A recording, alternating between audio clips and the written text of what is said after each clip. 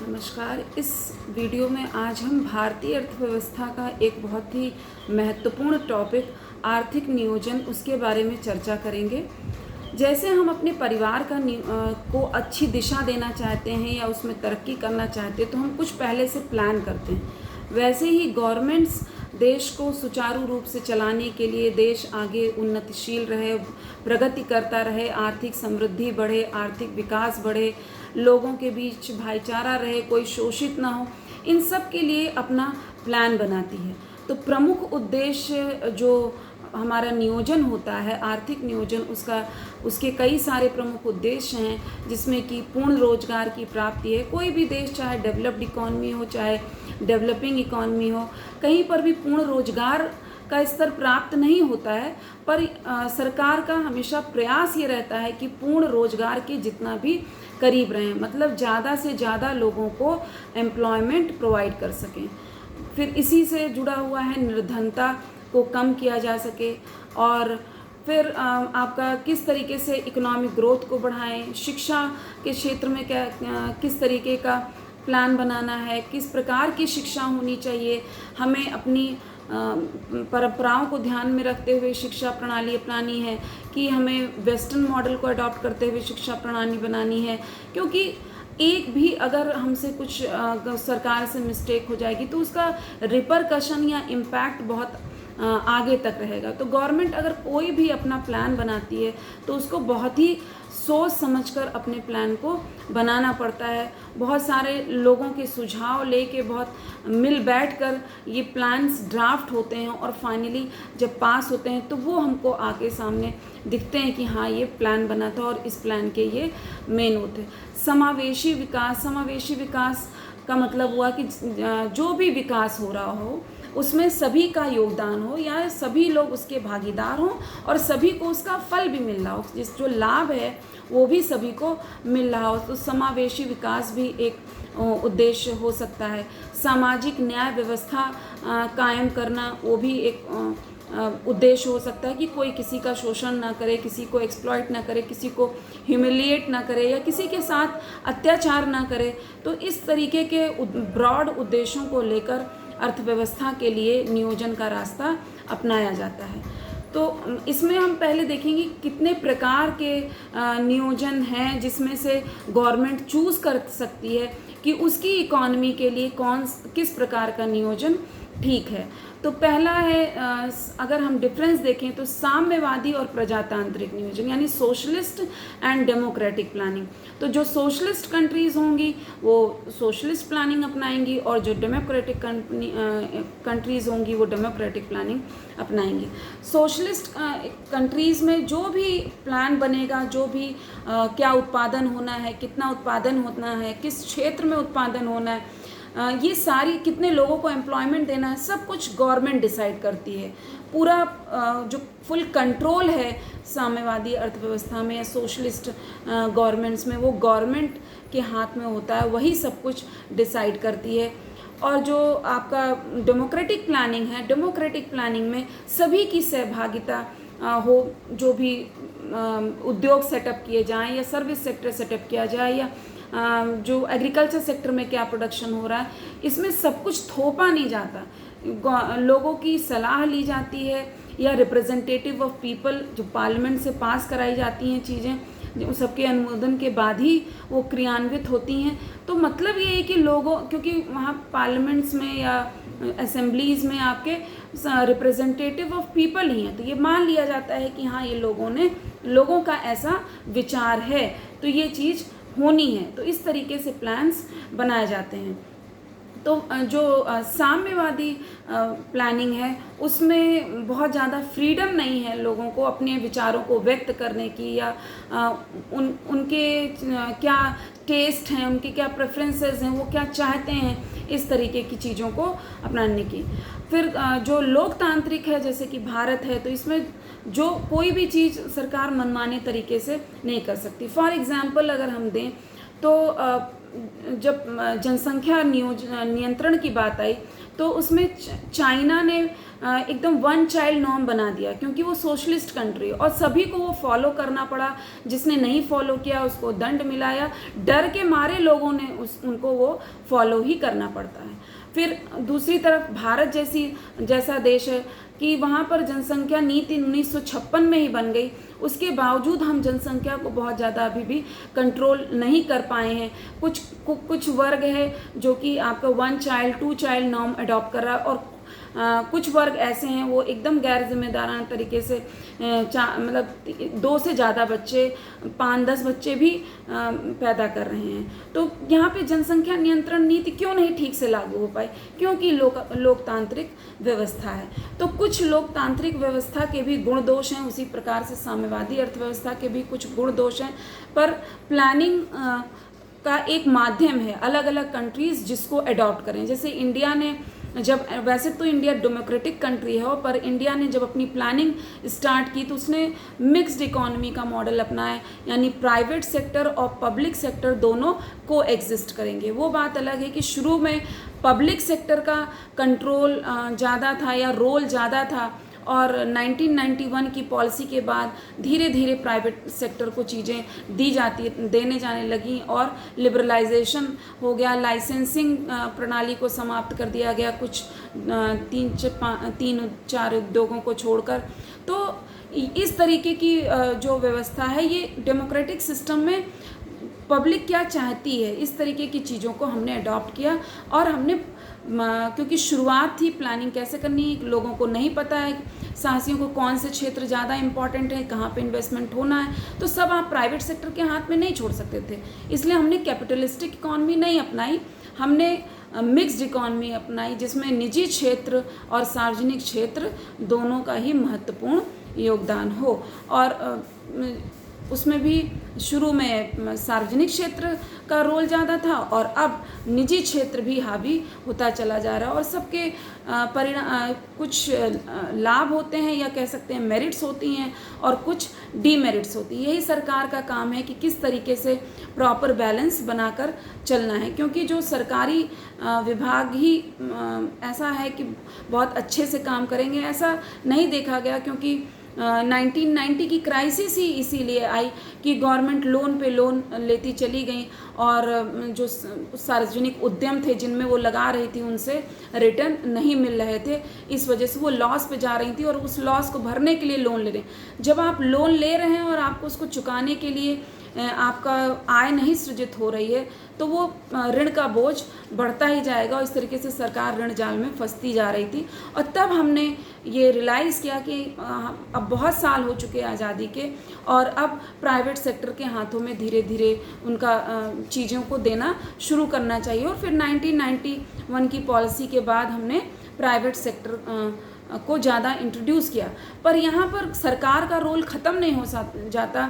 सरकार एक गोलकीपर की तरह काम करती है कि उसके नियंत्रण में, उसकी निगरानी में हर चीज़ हो। कोई अपने मन से कोई जो भी चाहे, मतलब अपने मन से कर रहा है, डिसीजंस ले रहा है, पर उस पर डायरेक्शन जो है वो आपकी गवर्नमेंट दे रही है। जैसे हम अभी नेक्स्ट क्लासिफिकेशन देखेंगे तो इंडिकेटिव प्लानिंग है, और आपकी जिसको और इम्पेरेटिव प्लानिंग है कि निर्देशात्मक और आदेशात्मक नियोजन। जो दो निर्देशात्मक नियोजन है वो एक तरीके से डेमोक्रेटिक प्लानिंग का पार्ट है, और जो आदेशात्मक नियोजन है वो सोशलिस्ट इकोनॉमीज जो हैं उनका पार्ट है, कि जहाँ पे गवर्नमेंट निर्देश दे रही कि ये होना ही होना है, और वो चीज़ लोगों को अडॉप्ट करनी ही पड़ती है। पर इम्पेरेटिव जो आपकी डायरेक्शनल प्लानिंग है या इंडिकेटिव प्लानिंग है, वहाँ गवर्नमेंट इंडिकेट कर सकती है, निर्देश आपको सुझा सकती है, जैसे आप कह सकते हैं सिंपल भाषा में कि सुझा सकती है कि आपको क्या चीज़ें अडॉप्ट करनी चाहिए, क्या रास्ते अपनाने चाहिए जो देश के और आपके खुद के हित में हों। पर ये लोगों के ऊपर है कि वो उसको किस हद तक फॉलो करते हैं। तो ये है कि गवर्नमेंट को अपना हाथ पूरा खींच नहीं लेना है, गवर्नमेंट को कंट्रोल बनाए रखना है। जैसे हम अगर भारत की बात करें तो यहाँ पे अगर इंडिकेटिव प्लानिंग है भी तो गवर्नमेंट को समय समय पर इंटरफेयर करना ही पड़ता है। फिर केंद्रीकृत तथा विकेंद्रीकृत नियोजन। केंद्रीकृत नियोजन का मतलब हो गया कि कोई एक सेंट्रल अथॉरिटी है और वही सारे आपके लिए प्लान्स बनाएगी, आपके लिए सारे निर्णय वही लेगी। तो एक तरीके से देखा जाए तो सोशलिस्ट फीचर इसमें ज़्यादा आ जाता है कि सब कुछ कोई एक अथॉरिटी ही तय कर रही है। पर जो डिसेंट्रलाइज प्लानिंग की बात है, जिसकी बात महात्मा गांधी जी ने भी की, दीनदयाल उपाध्याय जी ने भी की, कि भारत को डिसेंट्रलाइज प्लानिंग की ज़रूरत है, कि ज़्यादा स्वायत्तता दी जाए राज्यों को। और फिर अब 3 टायर ऑफ गवर्नमेंट में आपकी लोकल बॉडीज़ भी आ जाती हैं, जिसमें अर्बन लोकल बॉडीज़ और विलेज लोकल बॉडीज़ भी आ जाती हैं, क्योंकि अलग अलग परिवेश में अलग अलग संसाधन हैं, अलग अलग तरीके के लोग रह रहे हैं, डाइवर्सिटी है कंट्री में हमारे बहुत ज़्यादा। तो सिर्फ सभी लोग सबकी समस्याओं को नहीं समझ सकते।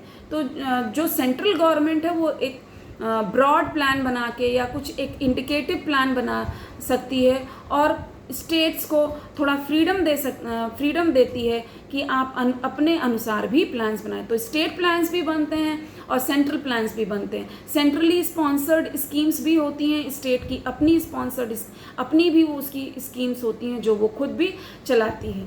तो ये आपका डिसेंट्रलाइज प्लानिंग हुआ। डिसेंट्रलाइज प्लानिंग में 73rd 74th अमेंडमेंट के थ्रू आपकी लोकल बॉडीज़ में को प्रमोट किया गया कि वहाँ पर भी प्रतिनिधि चुने जाएं जो वहाँ की समस्याओं को ज़्यादा समझते हैं, वहाँ की क्या संसाधन हैं, क्या रिसोर्सेज हैं, उनको ज़्यादा अच्छे से समझते हैं। इसलिए ये वैसे भी डिसेंट्रलाइज प्लानिंग हमारे जो गांधी जी हैं उन्होंने और दीनदयाल उपाध्याय जी हैं सब ने सजेस्ट ही की थी, तो इसको अडॉप्ट करने की बात आई। तो उस दिशा में कार्य हुआ, ऐसा नहीं कि पूर्णतया डिसेंट्रलाइज प्लानिंग ही अडॉप्ट कर ली गई, पर डिसेंट्रलाइजेशन बढ़ा है, ये आप कह सकते। फिर दीर्घकालीन नियोजन और रोलिंग प्लान कहते हैं, चक्रीय योजनाएं।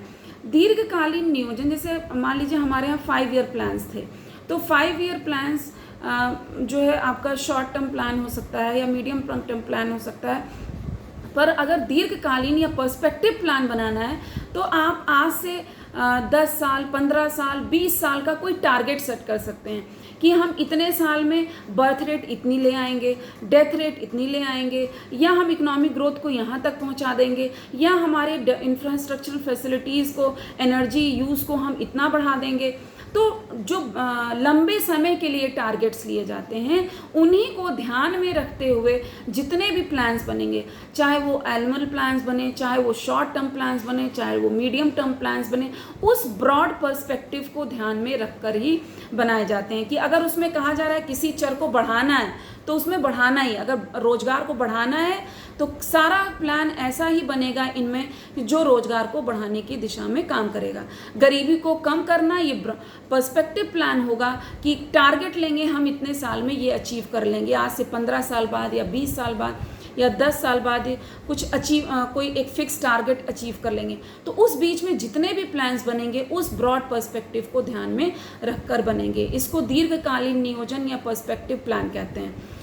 रोलिंग प्लान वो हुआ कि जो भी आपका प्लान बन रहा है, चाहे वो 5 साल के लिए, जैसे भारत में 5 साल के लिए, कुछ देशों में 7 साल के लिए बनता है, तो जो भी प्लान बन रहा है उसका बेस ईयर रिवॉल्व करता है। फॉर एग्जांपल अगर कोई प्लान बना 1980 to 85, तो दूसरा प्लान बनेगा 1981 to 86, फिर तीसरा प्लान, फिर नेक्स्ट जब प्लान होगा वो मतलब वो रिवाइव होता जाएगा, रोल ऑन जिसे कह रहे हैं। कि इससे रोल ऑन होने से ये फ़ायदा है कि आपने अपने 1 साल में क्या अचीवमेंट्स रहे, आप उस दिशा में बढ़ भी रहे हैं कि एकदम बैठे हुए हैं, क्या लेथार्जिक अप्रोच अपनाया है आपने, या कुछ एस्टिमेट्स गवर्नमेंट मीट कर चुकी है और कहाँ उसको कितना और आगे किस गति से बढ़ना है। ये दिशा देने में रोलिंग प्लान्स हेल्पफुल हो सकते हैं। और ये कंसेप्ट गुन्नाल मिर्डल ने दी थी, जो कि बहुत यूज़फुल इस सेंस में है कि आप ईयरली उसको रोल ऑन जब कर रहे हैं तो ईयरली आप अपने आप को रिव्यू कर पा रहे हैं। रिव्यू, मिड टर्म रिव्यू, जैसे 5 साल के प्लान बनते थे तो 2.5 साल के करीब मिड टर्म रिव्यू आता था, तो मिड रिव्यू हो सकता है और हर साल रिव्यू हो सकता है, और उस तरीके से आप आगे के अपने प्लान्स में थोड़ा बहुत एडजस्टमेंट्स या परिवर्तन कर सकते हैं। तो ये रोलिंग प्लान जब जनता दल की गवर्नमेंट आई तो 1978 से 83 के लिए उसने बनाया था, पर फिर उनकी गवर्नमेंट चली गई तो वो बीच में ही ड्रॉप हो गया ये आइडिया, और हमारे वो 5 ईयर प्लान्स ही हम लोग चलाते रहे। फिर आपका कुछ जिस स्ट्रक्चरल प्लानिंग कह सकते हैं और आपकी फंक्शनल प्लानिंग कह सकते हैं। स्ट्रक्चरल प्लानिंग को संरचनात्मक एवं क्रियात्मक नियोजन। संरचनात्मक नियोजन ये हुआ कि जैसे जैसे अर्थव्यवस्था विकास कर रही है तो उसके विभिन्न जो सेक्टर्स हैं या उसकी जो संरचना है उसमें क्या परिवर्तन आ रहा है। जैसे शुरू में मान लीजिए 90% पॉपुलेशन रूरल एरिया में रह रही थी और एग्रीकल्चर सेक्टर पर डिपेंडेंट थी। धीरे धीरे कम होते होते 80, फिर 70, फिर 60 के करीब आपकी अगर पॉपुलेशन डिपेंडेंट है एग्रीकल्चर सेक्टर या आप कह सकते हैं प्राइमरी सेक्टर पे, तो ये चेंज जो आ रहा है उसके अकॉर्डिंगली अगर प्लान्स बन रहे हैं, इसी जो संरचना में अर्थव्यवस्था की संरचना में जो बदलाव आ रहे हैं उसके अनुसार। जैसे महिलाएं पहले अगर काम करने बहुत नहीं निकलती थी, पर महिलाओं की भागीदारी अगर बढ़ी है और महिलाएं काम करने जा रही, तो ये संरचना में परिवर्तन आया। तो उसके अनुसार जो प्लान्स बनाए जाएं उसको एडजस्ट किया जाए। मैन्युफैक्चरिंग सेक्टर को किस हद तक बढ़ाना है। सर्विसेज सेक्टर अचानक आपका जो न्यू इकोनॉमिक पॉलिसी आई तो धीरे आपका सर्विसेज सेक्टर बहुत तेज़ी से बढ़ा। तो सर्विसेज, क्योंकि बहुत सारी सर्विस सेक्टर की चीज़ें थी जो कि प्राइवेट सेक्टर को दे दी गई, जैसे इंश्योरेंस है, पहले खाली आपका गवर्नमेंट सेक्टर का ही मेन होल्ड था उस पर उसके बाद धीरे धीरे ये सब टेलीकम्युनिकेशन है, ये सब खोल दिया गया प्राइवेट सेक्टर के लिए भी। तो ये जो संरचना में परिवर्तन आया, जैसे 1991 के पहले अलग संरचना थी।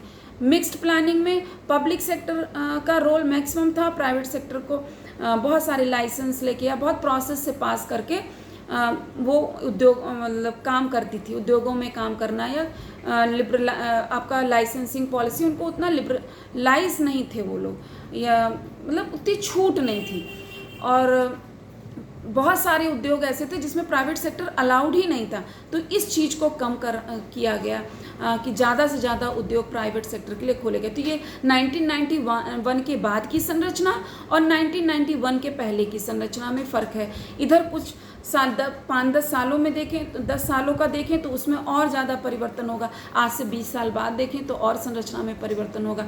तो इस संरचना में परिवर्तन को देखते हुए जो आपकी प्लानिंग होगी वो संरचनात्मक परिवर्तन होगा। और जो फंक्शनल, क्योंकि ये विकासशील देश ही हैं जो बहुत तेज़ी से चेंज होते हैं, और जो फंक्शनल प्लानिंग है तो वो आपके जो टारगेट्स अचीव हो गए हैं उन पर अपनी अर्थव्यवस्था को बनाए रखना, आर्थिक स्थिरता बनाए रखना, इन सब पे जो डेवलप्ड कंट्रीज़ के लिए यूज़ होते हैं वो आपके क्रियात्मक प्लानिंग नॉर्मली वहाँ पर फॉलो होती है। फिर आपका भौतिक तथा वित्तीय नियोजन है।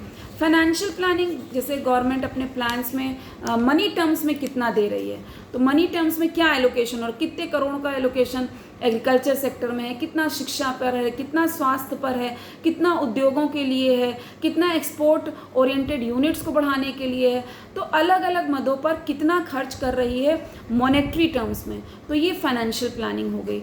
और अगर फिजिकल रिसोर्सेज को किस प्रकार से ट्रांसफ़र करना है कि जो रॉ मटेरियल है वो किस क्षेत्र में ज़्यादा जाएगा, किस क्षेत्र में कम जाएगा, या एनर्जी रिसोर्सेज हैं वो किस क्षेत्र में कहाँ जाएंगी, तो अगर इन चीज़ों को ध्यान में रखकर नियोजन बनाया जाता है तो वो आपका फिजिकल प्लानिंग कही जाएगी। फिर आपका आता है कि क्षेत्रीय नियोजन और राष्ट्रीय नियोजन। जो स्टेट्स के प्लानिंग है या स्टेट्स में भी कुछ क्षेत्रों की प्लानिंग है कि पूर्वांचल के लिए, यूपी लीजिए तो पूर्वांचल के लिए अलग प्लानिंग कुछ डिसाइड हो जाए और वेस्टर्न यूपी के लिए अलग प्लानिंग डिसाइड हो जाए, बुंदेलखंड के लिए अलग कुछ स्पेशल प्लान डिसाइड किया जाए। तो जब इन क्षेत्रों को ध्यान में रखकर अगर बनाया जाता है कोई प्लान या उनके द्वारा बनाया जाता है, उनकी कंसेंसस से बनाया जाता है, तो वो क्षेत्रीय नियोजन हुआ। और अगर यही नेशनल जो हमारी यूनियन गवर्नमेंट है, केंद्रीय सरकार है, अगर उसका द्वारा बनाई हुई प्लानिंग ही सबके द्वारा फॉलो होती है तो वो हमारा केंद्रीय नियोजन हो गया। कि जो केंद्रीय अथॉरिटी है वो सारे प्लानिंग्स बना रही है कि हमको क्या किस क्षेत्र में कितना इन्वेस्ट करना है, किस क्षेत्र को बढ़ाना है, किस क्षेत्र को पीछे मतलब आपको होल्ड ऑन कर देना है, पीछे क्या खींचेंगे होल्ड ऑन कर देना है, तो क्या प्रायोरिटी सेक्टर्स हैं ये तय करना। तो जब सेंट्रल गवर्नमेंट डिसाइड करती है तो वो केंद्रीय प्लानिंग हुआ, जब स्टेट या विशेष क्षेत्र डिसाइड करते हैं तो वो क्षेत्रीय प्लानिंग हुआ। तो आज के इस वीडियो में हमने क्या ब्रॉड उद्देश्य हो सकते हैं प्लानिंग के वो देखा, और मुख्यतः हमने देखा कि योजनाएं कितने प्रकार की हो सकती हैं और इनमें से कौन सी योजना भारत में अडॉप्ट की जाती है। आपके इस गवर्नमेंट, हमारे भारतीय गवर्नमेंट के क्या फीचर्स, जैसे डेमोक्रेटिक प्लानिंग है तो इंडिकेटिव हम लोग प्लानिंग अडॉप्ट करते हैं, साथ ही क्षेत्रीय और सेंट्रल दोनों प्लान्स बनाए जाते हैं। आपके फिजिकल और फाइनेंशियल दोनों रिसोर्सेज एलोकेट होते हैं। यहाँ पर आपकी संरचनात्मक प्लानिंग ज़्यादा है। रोलिंग प्लान बताया मैंने आपको कि कुछ समय के लिए ही अडॉप्ट हुआ। नॉर्मली हम perspective plan, short term plan, medium term plan, इस तरीके के प्लान्स बना रहे हैं। तो इनका कौन सा मिश्रण या कौन सा प्लान अडॉप्ट करना है ये कंट्री की अपनी खुद की चॉइस पर है, या वो इन सब का कॉम्बिनेशन अडॉप्ट कर सकती है या इनमें से कोई एक ले सकती है।